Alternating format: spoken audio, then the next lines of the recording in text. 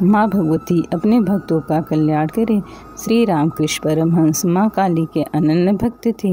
वे कहा करते थे, जीव वास्तव में सच्चिदानंद स्वरूप है, किंतु अहम भाव के कारण वह विभिन्न उपाधियों से में उलझकर अपने यथार्थ स्वरूप को भूल बैठा है।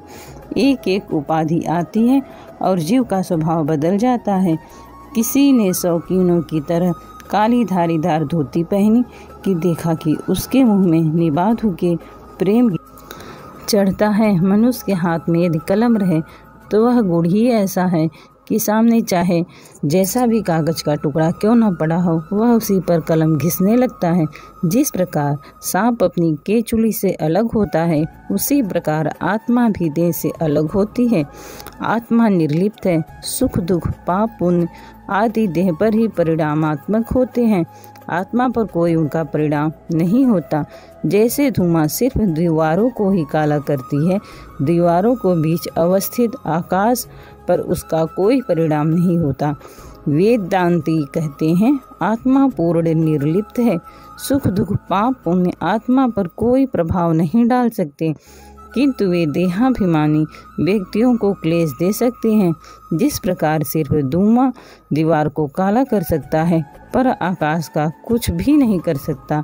सत्व रज और तम ये तारतम्य से मनुष्य भिन्न भिन्न स्वभाव वाले होते हैं।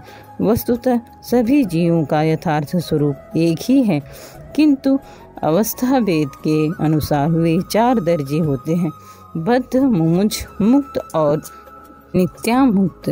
किसी मछुए ने नदी में जाल डाला। जाल में बहुत सी मछलियां फंसी हुई थीं, तो जाल में पड़कर एकदम शांत निश्चेत पड़ी रहीं। उन्होंने बाहर निकलते ही बिल्कुल कोशिश नहीं की।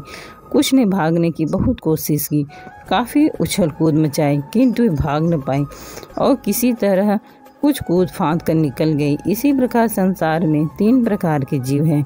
बद्ध जीव जो कभी मुक्त होने का प्रयत्न नहीं करते थे, मुमुक्त जीव जो बंधन होते हुए भी मुक्त होने का प्रयत्न करते हैं, और मुक्त जीव जिन्होंने मुक्ति पा ली। गुड़िया भी 3 प्रकार की होती है। पहली नमक की गुड़िया, एक कपड़े की होती है, एक पत्थर की। यदि इन तीनों को समुद्र में डुबा दिया जाए तो पहली बिल्कुल घुल जाएगी, उसके आकार का अस्तित्व नहीं रहेगा। दूसरी बहुसतह पानी सोख लेती है, किंतु उसका आकार पूरा नष्ट नहीं होगा। और तीसरी पर पानी का कोई असर नहीं होता।